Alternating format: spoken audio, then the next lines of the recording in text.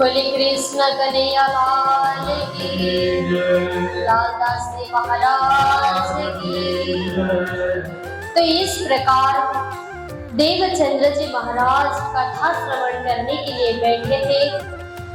तब उस समय पूरी तरह वायुमंडल पूरा अलग से परिवर्तन की रूप हो गई। पवन चला, अंधकार हुई, जोर जोर से हवा चलने लगा। तो उसी समय यहाँ देवचंद्र जी महाराज के ऊपर कृपा की बरसात होने वाले थे। तो बरसात कौन करने वाले थे? तो वो सारी लीलाएं किसने की? तो ये सारी लीला परमात्मा खुद कर रहे थे।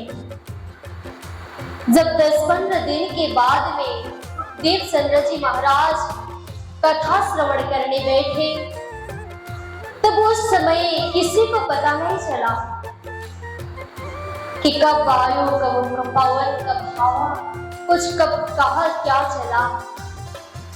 तो उस समय संवत 1678 अश्विन का मास कृष्ण पक्ष चतुर्दशी के तिथि रविवार के दिन था। तो उसी समय तूफान के वेग लेके भगवान श्री कृष्ण प्रकट हो रहे थे। ऐसे रूप में प्रकट हुए कि वही किशोर अति सुंदर स्वरूप खेला जो वृंदावना, देख श्री देवचंद्र जी ने कहा जैसे गवाई नहीं मना। तो वही किशोर अति सुंदर रूप में आकर भगवान श्री कृष्ण देवचंद्र जी के आगे देखने लगे। तो अब यहाँ स्वरूप खेला जो वृंदावना, जिस स्वरूप था वो वृंदावन में खेलने वाले, जो रास में खेलने वाले, जो वृंदावन में दर्शन देने वाले जो स्वरूप थे, वही किशोर स्वरूप जो भगवान श्री कृष्ण यहाँ दिखाई दे रहे हैं।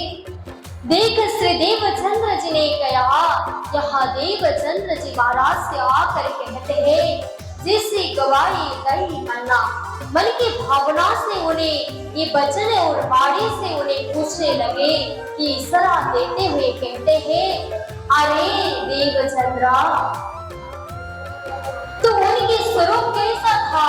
देखने में हाथ में बंसी पीताम्बर धारण किए हुए थे। तब कृष्ण जी आकर उन्हें इशारा करने लगे। तब कहते हैं, मैं कौन हो जानते हो? तब तुम दुल्हा में दुल्हन और न जानो बात, इसका तो सेवा करो स्वयं साक्षात। ये चौपाई तो बाद में स्वामी जी के मुखारविंद से उतरी हुई है। फिर उस समय देवचंद्र जी महाराज ने कहा था कि आप मेरे आत्मा के मालिक हैं, मैं और कुछ नहीं जानता। तो यहाँ तुम हमारे खावंदा जानते हैं अम्मा, आप मेरे आत्मा के परमात्मा स्वरूप खावंद है और मैं कुछ नहीं जानता हूँ।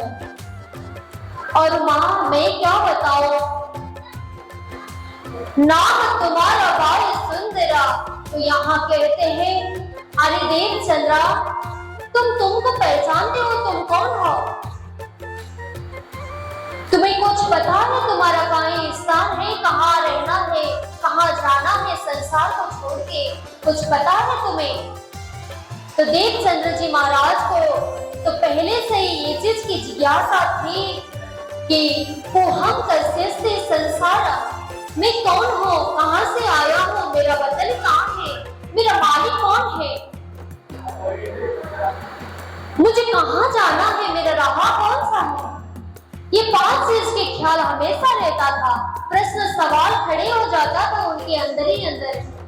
तो ये सवाल की कोई भी उत्तर देने वाले आज तक प्रकट नहीं हुए थे।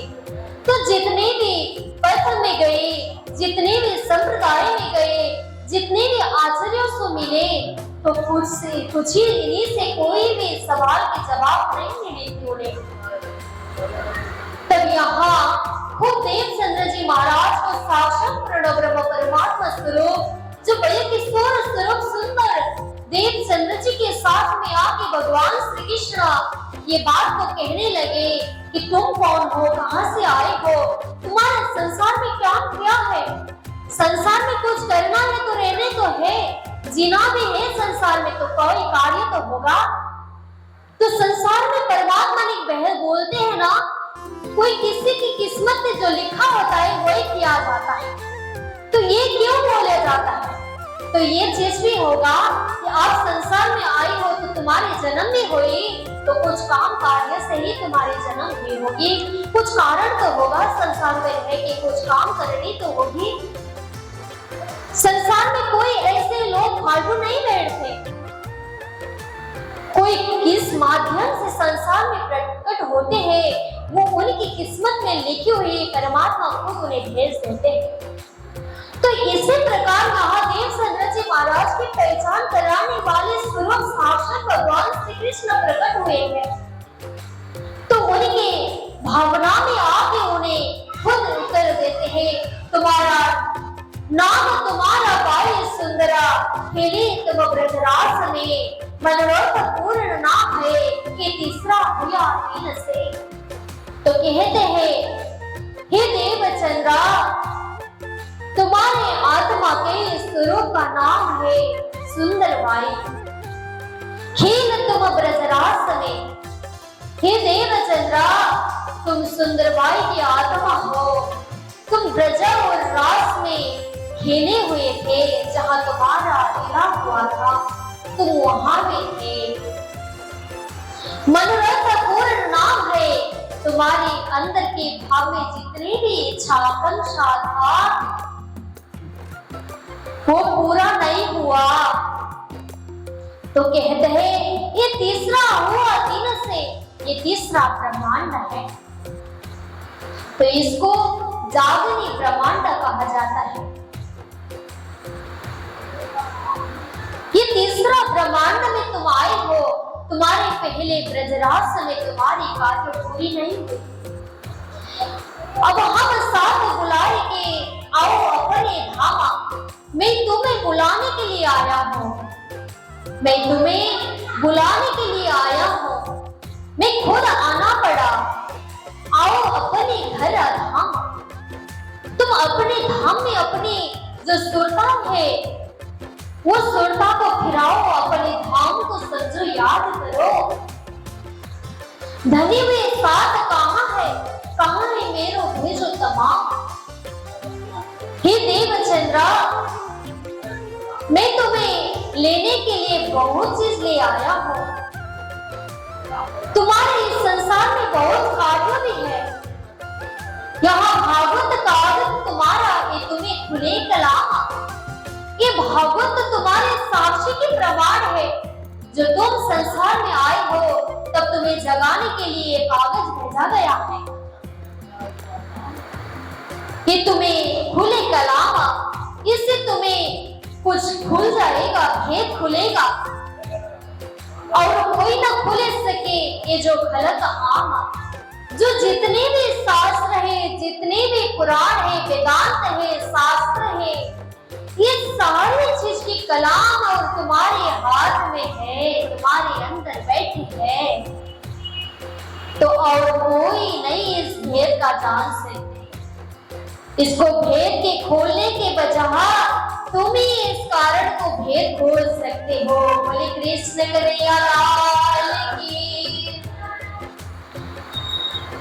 तो मैं ये काम के लिए आया हूँ, मैं इतनी काम के लिए आया हूँ, मैं आई हूँ इतनी कामा ब्रह्म सृष्टि लेने घरस्त्री धामा।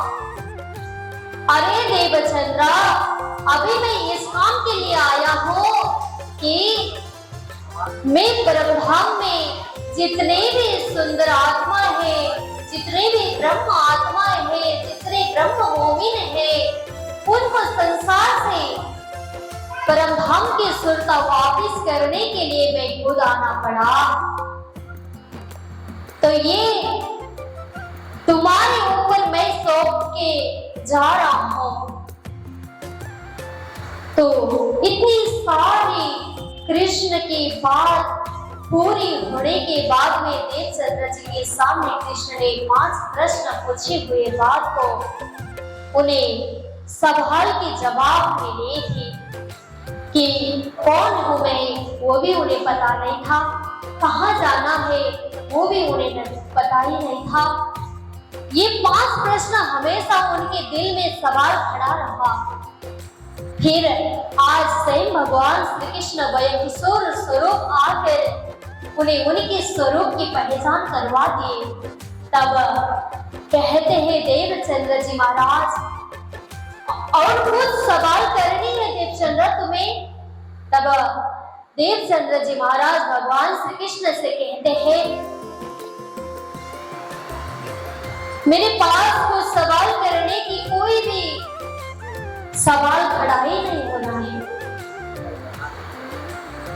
तो श्री कृष्ण कह रहे हैं, अगर कुछ पूछना हो तो पूछ जाए। तब यहाँ देवचंद्र जी महाराज ने कहा, आपको मैं वंदना करके कहता हूं कि आप कहाँ जाओगे? तब देवचंद्र जी महाराज से ये बात हुई।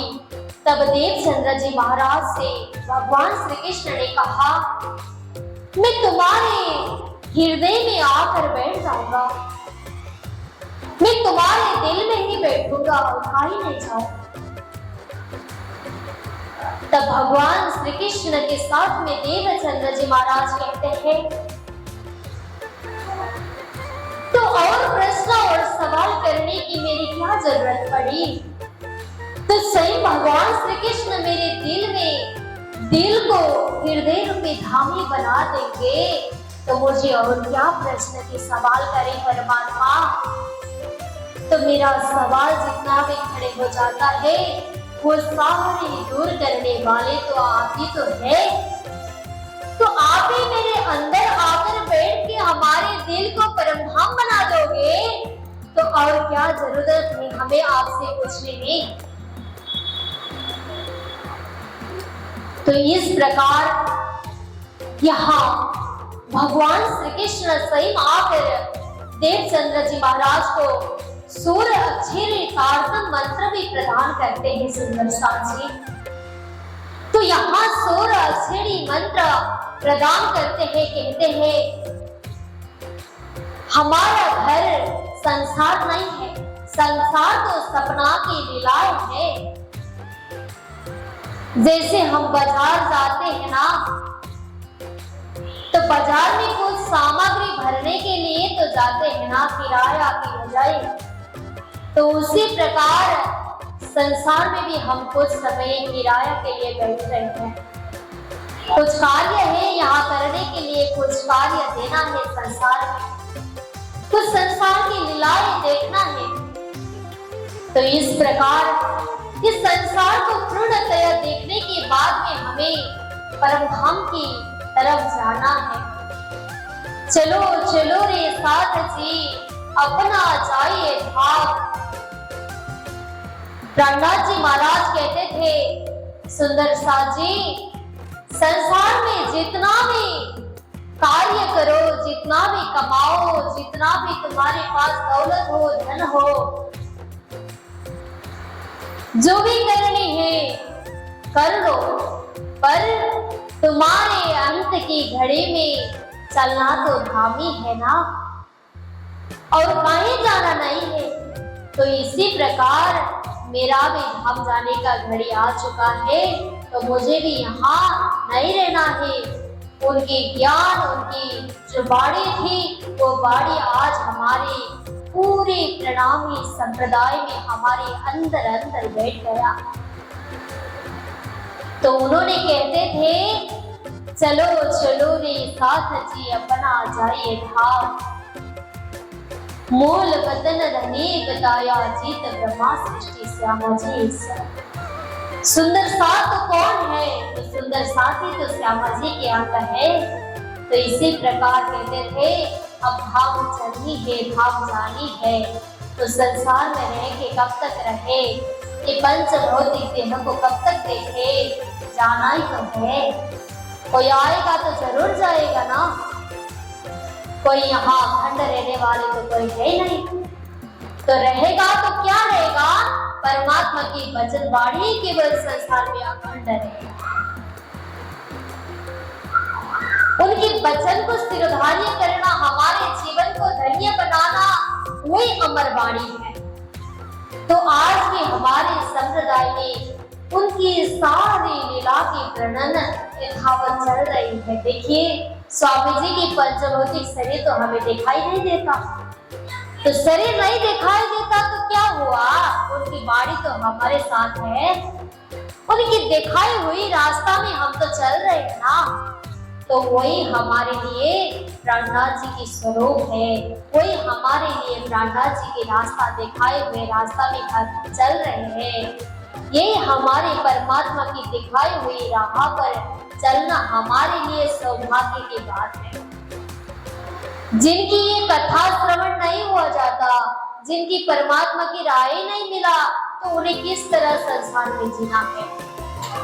भजन बिना सब नर्क है, कची कची मेरी माही। जब हमें परमात्मा के भजन भक्ति के नाम नहीं लिया जाता, तो उनके शरीर तो संचर के जाता, कोई उनकी मतलब नहीं रहेगा शरीर को। उनकी शरीर देह होगा, सब चीज उन्हें मिल जाएगा, पर उनके शरीर में कोई भी परमात्मा की भजन भक्ति ना हो, तो उनके शरीर व्यर्थ गमा रहे हैं। बोले कृष्ण कन्हैया लाल की। तो इस शरीर को धन्य बनाने के लिए देवचंद्र जी महाराज को यहाँ भगवान श्री कृष्ण साक्षात दर्शन देने आए हैं सुंदर शाह जी। तो उन्हें 16 अक्षरी तारतम मंत्र जो 20 उन्होंने देवचंद्र जी महाराज को प्रदान किया। तो वो 16 अक्षरी मंत्र आज भी हम जप करते हैं। श्वास श्वास निज नाम जपो, वृथा श्वास मत खोया, न जाने इस श्वास को आवन होए। देखिए, जब ये श्वास तब जाएगा, तब एक बार में दोबारा होगा कि नहीं, ये भी तो हमें पता नहीं। देखिए, श्वास की कोई घड़ी नहीं होती कब ये छोड़ के हमें चले जाएगा। इसलिए हमें जितना भी हो सके हमारे परमात्मा के नाम, भगवान श्री कृष्ण के नाम, चाहे जिस तरीके से हो जाए, जिस प्रकार से हो, तुम्हें उनके नाम को भेजा जाओ कि अपने श्वास को भी परमात्मा के नामों से लिया जाए। तो उस श्वासों की वजह हमारे पूरे शरीर में जो जितने भी विकार हैं, वो विकार को दूर करा देते। गंगा में स्नान करना भी नहीं पड़ता जब अपनी श्वास में जप करोगी कृष्ण के नाम। हम तीर्थ गए हैं बहुत बार, तीर्थ में जाने से पूरा पाप नहीं हट जाता है, पर नाम ही नहीं लिया जाता तो कैसे पाप दूर हो जाता है। उनके द्वार में जाने के लिए जाप में नाम में भी तो लेना चाहिए। अगर ये व्यास में बैठने के लिए कोई किसी का नाम नहीं लिया जाता तो ये व्यास तो खाली रह जाएगा ना। तो हमारे नाम से भी तो बुलाना चाहिए कि आर्य जागरण जी, आप इस व्यास पर बैठ के आपकी प्रवचन दे दे, तब तो हम इस व्यास में आकर प्रवचन दिया जाता है। ऐसे तो हम भी आके नहीं बैठ सकते। तो कहीं भी हमारी अधिकार जमानी हो तो हमें उनके नाम भी तो लेना चाहिए। बोले कृष्ण कन्हैया लाल की। तो अगर हमारे भगवान श्री कृष्ण को हमारे बस में पकड़ना हो तो उनके नाम भी लिया जाए, तभी तो भगवान श्री कृष्ण हमारे बस में आ जाएंगे। अगर तो कैसे आ पाएंगे? आप एक बार भी उनके भगवान श्री कृष्ण की नाम कृष्ण कृष्ण जाप ही नहीं कर पाओ तो भगवान श्री कृष्ण आपके सामने कैसे खड़ा हो जाएंगे? अगर मैया को दर्द हुआ तो मैया को देखभाल करने वाले कृष्ण के नाम बार बार जप किया करो, तो भी तो भगवान श्री कृष्ण तुम्हें संभालने आ जाएंगे सामने। तो इसी प्रकार यहाँ 14 वर्ष की निष्ठा थी। देवचंद्र जी महाराज ने नाम कीर्तन सुमिरन हर प्रकार से की है। इसी प्रकार तो आज भगवान श्री कृष्ण उन्हें दर्शन दे रहे हैं। ऐसे तो कोई वेद का सलाह नहीं हो जाता, कोई किसी की सेवा पानी हो तो उनके नाम भी तो लेना चाहिए।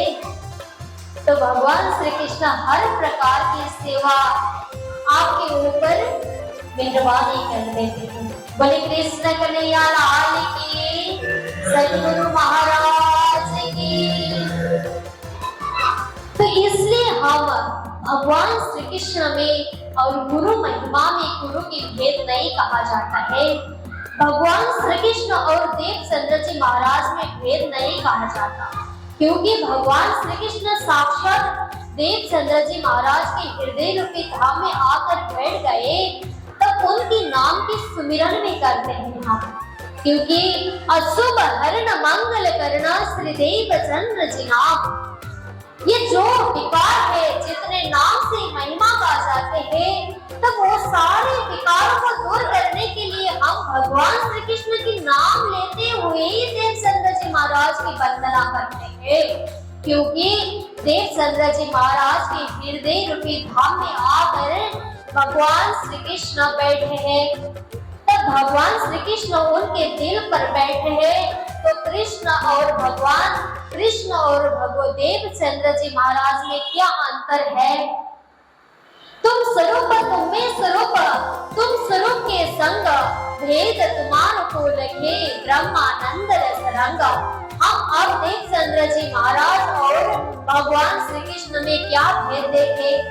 तो भगवान श्री कृष्ण तो खुद देवचंद्र जी महाराज के अंदर बैठकर उन्होंने तो पूरा सौंप दिए कि अरे देवचंद्र, अब तुम्हारे अंदर बैठकर ही मैं संसार में ब्रह्म सृष्टि को संसार से परम धाम ले जाने की राह दिखा रहा हूँ। तो यहाँ साक्षात भगवान श्री कृष्ण उनके दिल रूपी हृदय में आकर बैठकर हमारे ब्रह्म आत्माओं को एक इकट्ठा कर रहे हैं।